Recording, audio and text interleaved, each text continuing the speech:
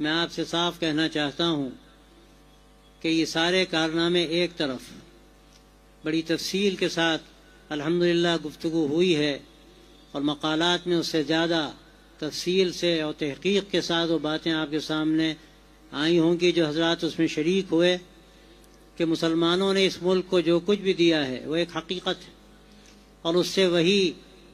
نظر پھیر سکتا ہے جو تاریخ سے واقف نہ ہو،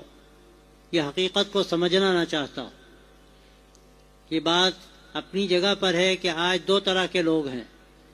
کچھ لوگ وہ ہیں جو سو رہے ہیں، لیکن کچھ لوگ وہ ہیں جو سوتے بنے ہیں۔ جو سو رہے ہیں ان کو جگانا کوئی زیادہ مشکل نہیں ہے، لیکن جو سوتے بنے ہیں ان کو جگانا کوئی آسان کام نہیں۔ لیکن میں آپ سے یہ کہنا چاہتا ہوں کہ بڑی تعداد ان لوگوں کی ہے جو بیچارے سو رہے ہیں، حقیقت سے بے خبر ہیں۔ ہماری ذمہ داری ہے کہ ہم ان کے سامنے وہ حقائق رکھیں اور ان کے سامنے اس ملک پر مسلمانوں کے جو احسانات رہے ہیں ان کا تذکرہ کریں۔ لیکن ایک بات میں عرض کرنا چاہتا ہوں کہ تنہا یہ تذکرہ کافی نہیں ہے۔ آپ کتابیں لکھتے جائیے، تقریریں کرتے رہیے، لیکن جب تک اپنے کردار سے آپ اس بات کو ثابت نہیں کریں گے کہ آپ کیا ہیں اور آپ کی ذمہ داری کیا ہے، اللہ تبارک و تعالیٰ نے آپ کو کیوں اس دنیا میں بھیجا ہے، آپ اس ملک میں کیوں آئے اور آپ نے کون سا کردار نبھایا، جب تک کہ اس حقیقت کو ہم یاد نہیں کریں گے اور اپنی زندگی کے اندر تبدیلی پیدا نہیں کریں گے، یاد رکھیے کہ ہم کوئی بڑا کام نہیں کر سکتے، کوئی بڑی تبدیلی ہم نہیں لا سکتے۔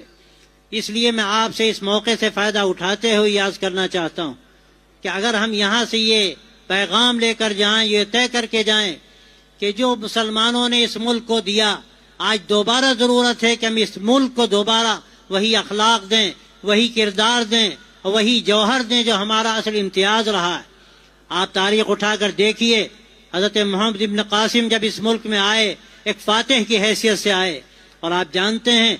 کوئی جب کسی ملک کو فتح کرنے کے لیے جاتا ہے تو اس کی حیثیت کیا ہوتی ہے، اس کو کوئی آسانی سے گوارا نہیں کرتا۔ لیکن محمد ابن قاسم جو ایک فاتح کی حیثیت سے آئے، اگر آپ ان کی تاریخ دیکھیے تو حیرت ہوتی ہے کہ جب ان کو یہاں سے جانا پڑا، یہ تاریخ کا المیہ ہے، تو یہاں کے لوگ